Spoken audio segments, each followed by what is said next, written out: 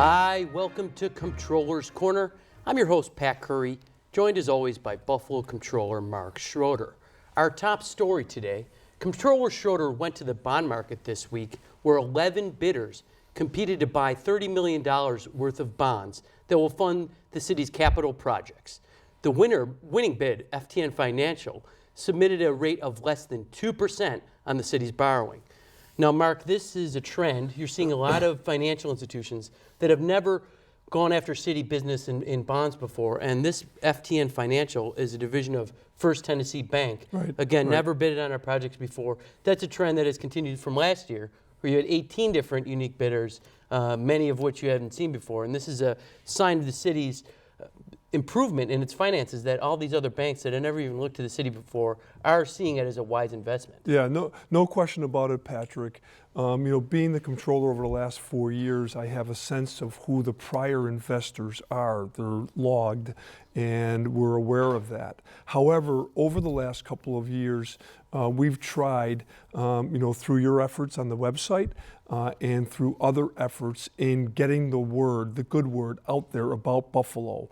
And so far, so good. It's been working for us. There's been a tremendous response. The bank, the First Tennessee Bank, for them to be involved as the winning bid is very interesting to me. And one of the reasons why down the road we're going to be doing another refunding. I'm actually going to go to Chicago, and we are going to be involved with some potential Midwest investors.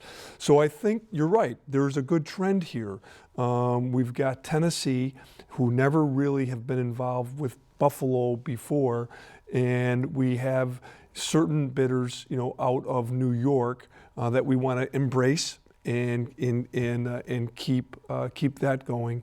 But there's a big world out there, and we want to make sure that now is the time for us to tell our story, and we will. And the $30 million in projects, they all passed your muster as far as being ready to be able to be implemented right away, so the city isn't borrowing funds that just sit in a bank account waiting for a project to be ready. Every one of these 30 million projects should be able to get shovels in the ground this construction season. Yeah, we insist on it. The $30 million, it's a little bit misleading, only because, Patrick, over the last 3 years, we've only borrowed approximately $18.3 million per year for infrastructure capital projects, because we feel very strongly that that is about the limit of what the city can execute within a short period of time. The $30 million comes from an initiative that we did, as you well know, a couple of years ago, where rather than just do a bond refunding through to go to the GO market on bonds, we did what was called a ban. And so this year there's a combination of ban bonds that amounts to $30 million.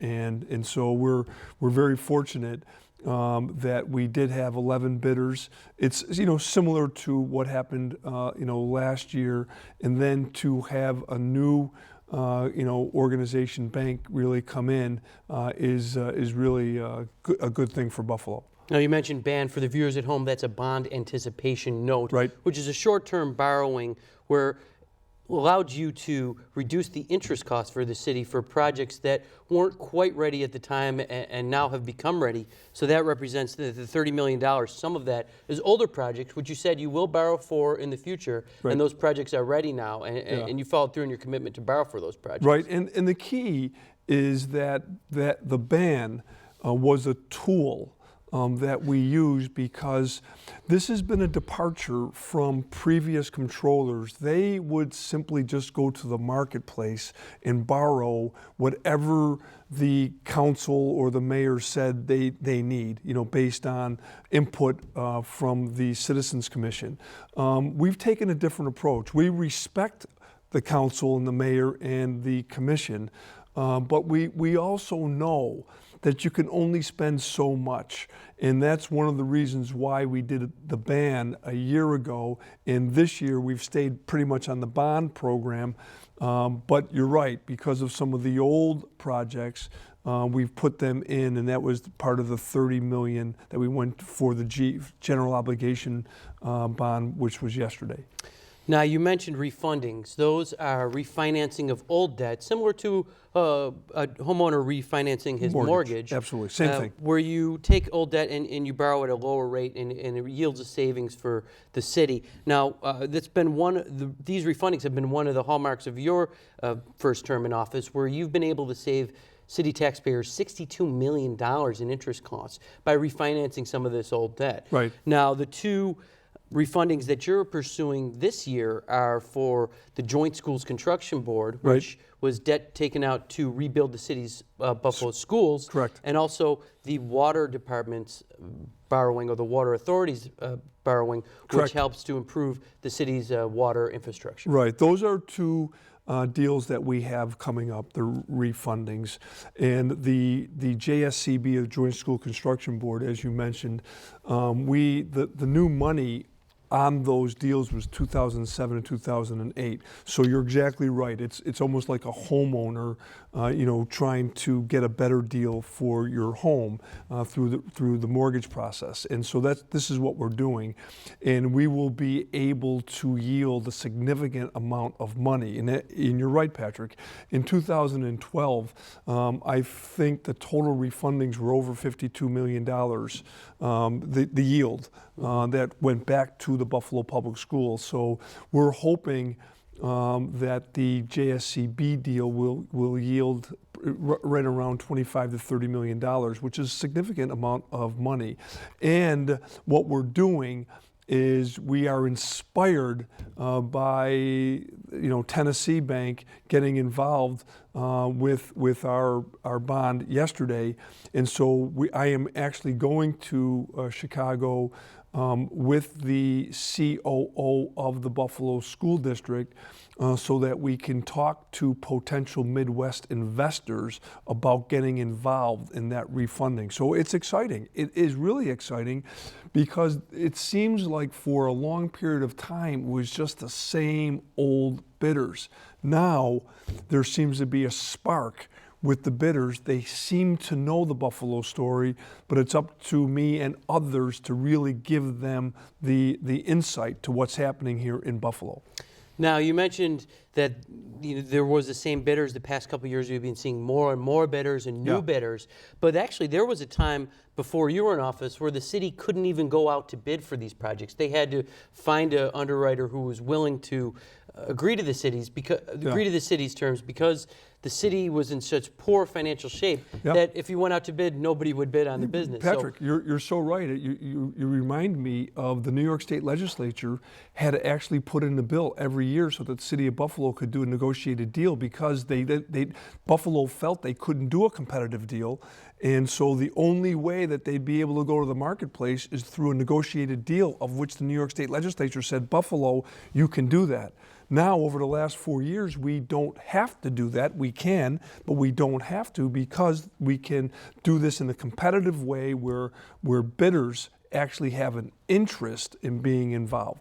And that competition helps to drive rates lower, so it makes it cheaper for the city to borrow these funds. And the more bidders competing and the more aggressive they are with their bids, the better deal taxpayers get at the end of the day. 1.98%. Last year was at 1.88%. So it is very significant, and it's a win-win for the taxpayers of the city of Buffalo. And we have a responsibility, the Comptroller's office and others have a responsibility to set ourselves up for success, and that's what we've been doing year after year after year through this opportunity. Now, the rating agencies, the three big rating agencies, Fitch, Standard & Poor's, and Moody's, every year when we go to the market, the bond market, they rate Buffalo, and they give Buffalo a rating, and we're in the A+ category with Fitch and S&P, and Moody's, which has a different rating scale, but we have the equivalent of an A+ with Moody's, which is called the A1. Right. Now, these ratings have been affirmed by Fitch, Standard & Poor's, and Moody's, saying that Buffalo is in great financial shape, and they have been making much progress in improving. their finances, and even Fitch, S&P, and Moody's have upgraded the city's ratings since you've been controller. Yeah, absolutely, and you're right. Even though we have earned the A+ ratings over the last several years, every time we go to the marketplace, we have to go through a give and take with the rating agencies, and they scrutinize, how we're doing against the budget, how we're doing against, what we said was going to be in the general fund, and we've been able to maintain the A+ rating. It would be almost like a football player getting ready to play for the Bills, and they have to go do a physical just to make sure that everything is, what you're saying on paper is true.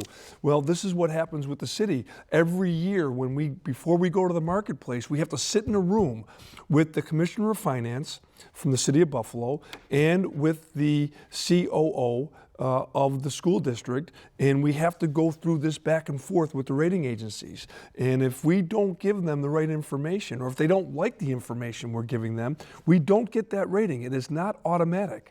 It's something that we have to earn. And so that's why I'm proud of it. Now, they also have noticed the recent economic development in Buffalo and also the demographics, and while there are challenges there, they're improving, and that factors into the grade of the city's ratings with these agencies. And you actually invited Fitch Ratings, who hasn't been to Buffalo since you've been controller, to do a tour, and they're actually coming in June to tour Buffalo and see firsthand that economic development. We're excited about it because, as you know, we invited the other two rating agencies a couple of years ago. They came to Buffalo. They were extremely impressed with Buffalo, and since that one visit with Standard & Poor's, we actually got an upgrade after they came to Buffalo. And so we're hopeful that when Fitch comes here, they will be able to see, and there's a lot more to see, Patrick. Over the last 2 years, we've seen a lot of things develop, not only in downtown Buffalo and the waterfront, but also in some of our neighborhoods, which I think is extremely important. So we will have an opportunity to give them the grand tour of Buffalo, and I will use such resources like the Congressman Brian Higgins to give us the tour of the waterfront, and there are some other people that we have relationships with on the Buffalo-Niagara Medical Corridor, and some other places where I think the rating agencies would be very impressed. One of them is Riverbend, the $5 billion project in South Buffalo. That's going to be tremendous, and even the rating agencies have upgraded the state over the last couple of years because they recognize the work that the governor is doing overall in New York State, but in particular here in Buffalo. Now, while the rating agencies have noticed some of this economic progress, they've also noticed some not so great things. And we have to take a brief break. But when I get back, I want to talk about some of the warnings they issued and some of the things that could cause a possible upgrade or downgrade in the future. Perfect. Stay tuned for more Comptroller's Corner after this message. Don't say that. No, it's not true. Left-handed people are a little bit more creative. I'm going to say nothing. Left-handed people are smart. They are. I have a. Dad, do you want to get the phone? No. Every year, 1 million families face losing their homes to foreclosure. If you're ignoring your mortgage issues, things will only get worse. Call 1-888-995-HOPE because nothing is worse than doing nothing. Hi, welcome back to Comptroller's Corner. I'm your host, Pat Curry, joined as always by Buffalo Comptroller Mark Schroeder. While the three major rating agencies, Fitch, Standard & Poor's, and Moody's, have noticed the progress Buffalo has made financially and economically, they've also issued warnings on the use of reserves to balance the city's budget. Now, Mark, you recently and consistently over the years have warned the administration about using reserves to balance the city's budget. And even though the city had a record fund balance last year, the use of reserves, including the $27.5 million slated for this year, is troubling to you, and it's also troubling to these rating agencies who made it pretty clear in their rating reports that it's an issue that could cause a downgrade if it continues. Yeah. So you alluded to a number, 27 million. So that is actually what's being used to balance the budget that the administration is using. The reason why it's concerning to me is that over the last 3 or 4 years, it's been an average of 12, 13, 14 million. So this is significant. Now I understand there are reasons why, and it's explainable. We've explained these things to the rating agencies. So when you have a general fund that is at 164 million, and then the next year it goes to 146 million, and then if you look at the 4-year plan, it begins to get close to 100 million or less. That's when it becomes a little problematic, because over the course of the last several years, not only me as the comptroller, but the representative of the mayor, the Commissioner of Finance, has said to the rating agencies that we prefer to always be above $100 million in that general fund. And within that general fund, the citizens know, because we've shared this information with them before, that there are 4 or 5 categories within that general fund that adds up to whatever the top number is. So once it gets to 100 million or below, it becomes very problematic, because we told the rating agencies it would not. So that is one of the concerns that we have, and that could lead to a downgrade.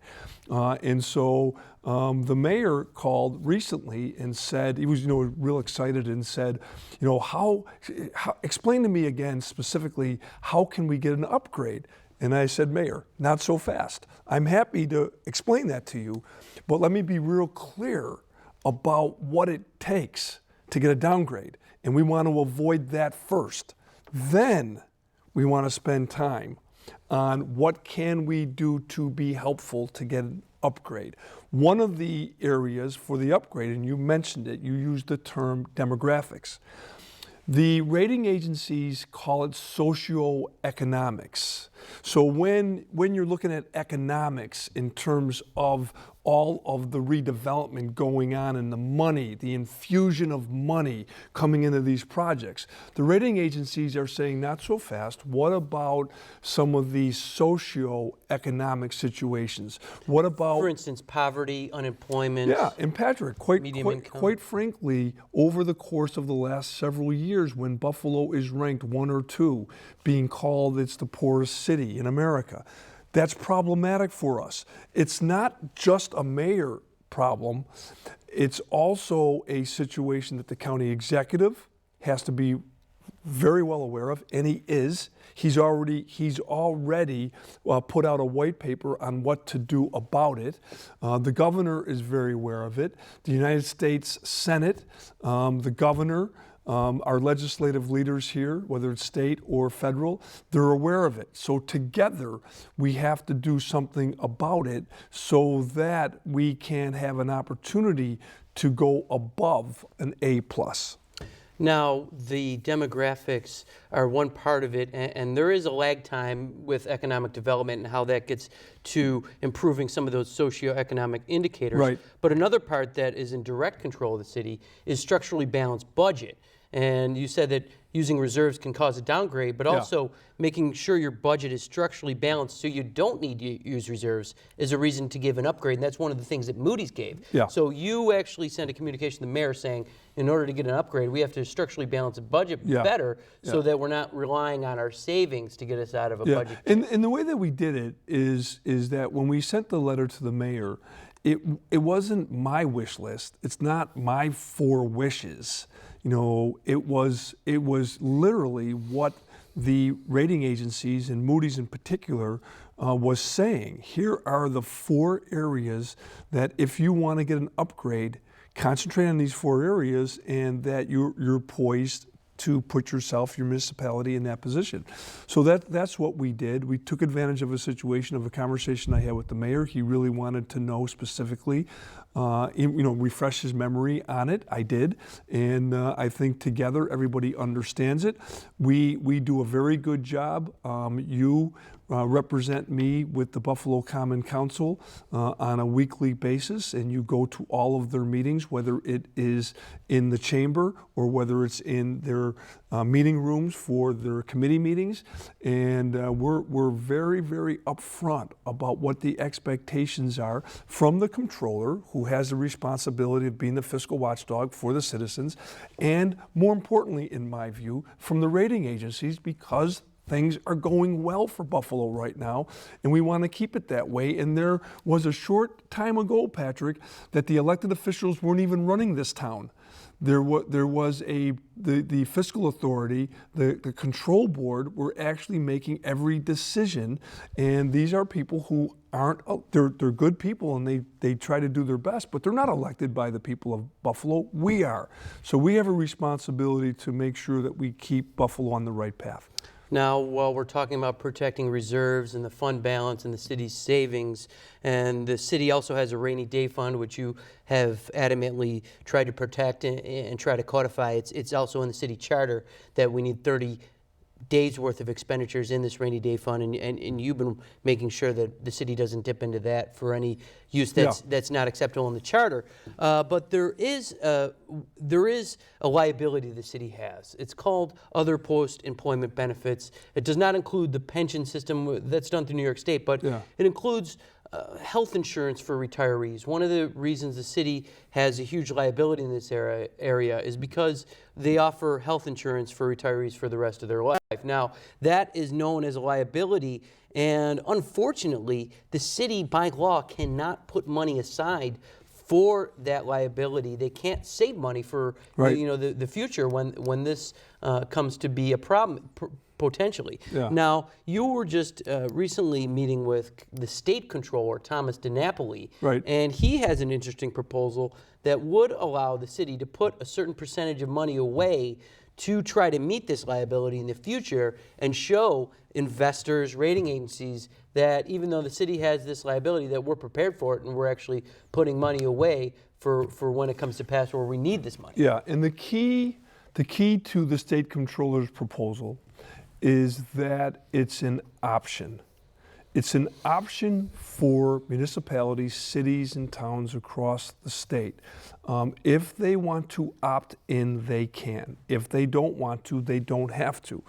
There have been times where previous controllers or previous governors have just jammed it down your throat and say, you will do it.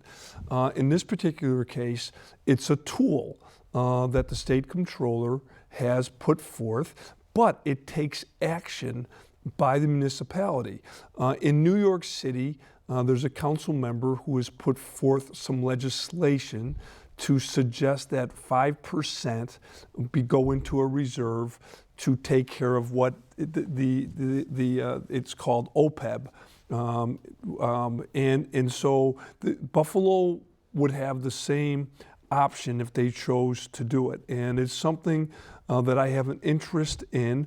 I'm doing some work on it right now, and at the appropriate time, we may present it, to the mayor or to the council just for consideration or for some input, just to say that historically, when this controller, Tom DiNapoli, when he offers suggestions, usually it works for the municipality that chooses to opt into it. So that's something that we want to consider. Now, the same day that you met with Comptroller DiNapoli on this, you actually offered the first of your Comptroller Schroeder lecture series, where you're not giving the lecture, you actually bring in speakers who professionally are motivational speakers. The first one was Gary McGooey. Now, he is from the Franklin Covey organization. They are the minds behind the 7 Habits of Effective People. Now, you brought in Gary McGooey to give a seminar to your staff and to another department, the city's IT department, about these 7 habits of effective people and how they can use them not only in their work lives and their professional career, but also in their home lives and their personal lives. Yeah, so it's funny. I could actually give that seminar. because in the 1980s, when I was in the private sector, I sought out Dr. Stephen Covey, who wrote the book, The 7 Habits of Highly Effective People. And he sold 18 million copies in 1989. And then over the years, what he did, brilliant, he transposed the 7 habits into a curriculum for underperforming schools, including charter schools in Buffalo and also the Winchester School in West Seneca. I am advocating for this in the Buffalo Public Schools, but because there's so much drama going on in the Buffalo Public Schools, they haven't been able to really look at this yet. And this program also has been in over 125 public schools in New York City. So yeah, this was extraordinary. We did it for the first time, and we had about 45 employees from audit and control, my area, and also from the MIS, and it was very, very motivating. Gary Magui is an inspirational teacher, and he talked about the 7 habits. Many people know what the 7 habits are, and these are a common sense approach. One is to be proactive. The second one is begin with the end in mind. The third is put first things first. Number 4 is think win-win. 5 is seek first to understand, then to be understood. 6, synergize. And 7 is sharpen the saw. And so it was presented in a very clear way, and the response from our employees was absolutely tremendous. They're sending me emails, Comptroller, thanks for bringing in this speaker. Not only is it going to help me personally, but it also is going to help me professionally, and that's what we're trying to do. We're trying to build a team in the Comptroller's office so that we can do the people's work, and this is one way you do it, is by treating people in a way that you want to be treated. And I have been lucky over the years to have been in the private sector, to have motivational speakers. It's not common to bring in a motivational speaker in City Hall. We did it, and we're going to continue to do it. Now, Mark, we only have a minute left, but last time we talked about Dyngus Day, and you're eagerly awaiting Dyngus Day. Yeah. Since Dyngus Day has passed, you were actually a celebrity judge for the Kielbasa eating contest. Yeah. You had 22 different varieties of kielbasa. I'm not eating kielbasa for another year. So that was a great event that you were able to participate in. And tell us a little bit about the importance of Dyngus Day and why these ethnic celebrations are important to Buffalo. So Dyngus Day is celebrated in some small villages in Poland. It's celebrated in Slovakia, in the Czech Republic, but nowhere is it celebrated like in Buffalo. And for all the right reasons, the people of Buffalo, especially Polish Americans, understood that when you bring people together, just like for St. Patrick's Day, when you bring people together, people from all different ethnic groups are going to come in, converge, have fun, enjoy the day. That is what happens for Dyngus Day.